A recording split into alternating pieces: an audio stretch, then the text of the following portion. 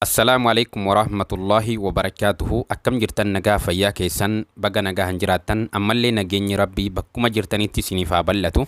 Har'a seenaa ajaa'ibaa lama takkan qabadhee dhufee seenaa tanarraa waan hedduu barraa caalmaya sadaqaan qabdu akkasumallee bu'aa miskiinaaf waa kennuu qabdu irraa baranna. Hagaduma viidiyoo kanatti na wajjin turuudhaan chaayinaala kiyya sunnaa rasuulaa maatii eegataatan booda viidiyoo kana laayikii godhaadhaa namoota biroo akka naaf dhaqqabu naaf taasisa. Dubartii haadha qabeenyaa takka ture. Dubartiin tuni qabeenya guddaa qabdi. Duba fayyaa dhabdee gara mana yaalatti deemte. Doktoroonni yeroo maraamaranii raajii kaasanitti kaleen tantee lamman dalagaan ala taatee waan jirtuuf dirqama kalee nama biraa si barbaachisaa jaaniin.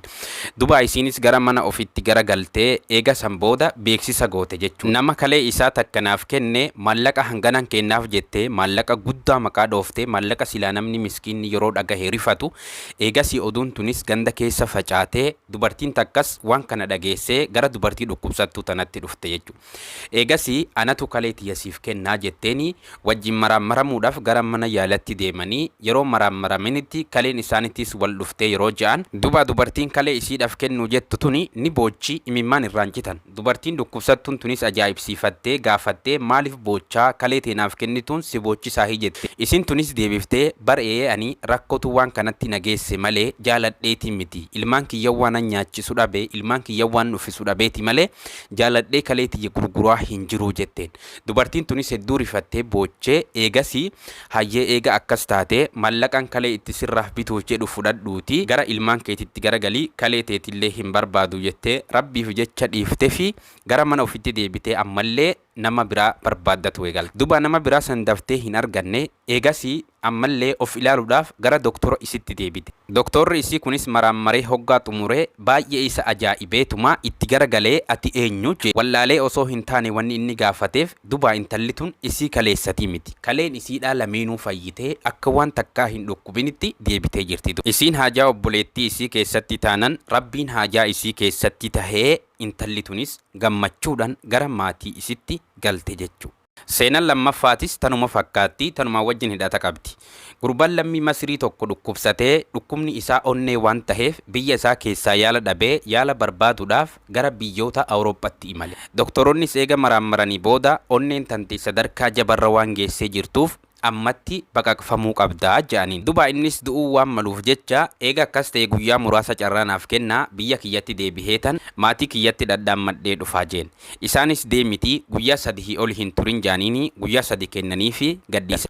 Biyya isatti deebihee maatii isatti dhadhaammadhee qabeenya isattis bakka goggodee gaafa boru deebihuudhaaf deemu hulaa kaaffee tokkorra taa'ee saahiba isaa wajjin osoo haasawaa jiru fuuldura isatti dubartii takka kan bakka foon itti gurguramu teessee waan abbaan foonii mummuree lafatti darbu feestaalatti walitti qabattu. Baay'ee rifatee duba gara dubartii tanatti deemee yaa obboleettii tiyyaa maaltuun kan akka walitti qabattu si taasisaa jeen. Isiin isan ilmaan dubaraa 7 qaba. Ilmaan kiyya eega foon nyaatanii baatii 6 gahanii jedha. Kanaaf jechaan anis waan kana walitti qaqqabeetuma isaan nyaachisuudhaaf deemaa waan hin foon bitachuu hin dandeenye fi jedhe. Innis foon kiiloo meeqas si gaha jennaan kiiloo takka jetteen. Foon kiiloo 2 bitee fi isa isii walitti qaqqabataa jirtu kanas irraa darbee jedduu kana duba intalli tuni baay'ee gammaddee akka malitti du'aa isaaf goote booche. Innis isiin akkanatti gammaduu agarra daranuu gammachiisuudhaaf jecha abbaa foonitiif maallaqa waggaa tokkoo kaffalee torbeetti kottaa foon kiiloo 2 fudhadhu jeen. Dubartiin tunis boochee akka malitti du'aa isaaf goote. Eegasii duba guyyaan bal'amaatis gahee gurbaan kuni gara doktorootatti deebi. Doktoroonni ammas yeroo lammaffaatiif maraamaranii hoggaa ja'an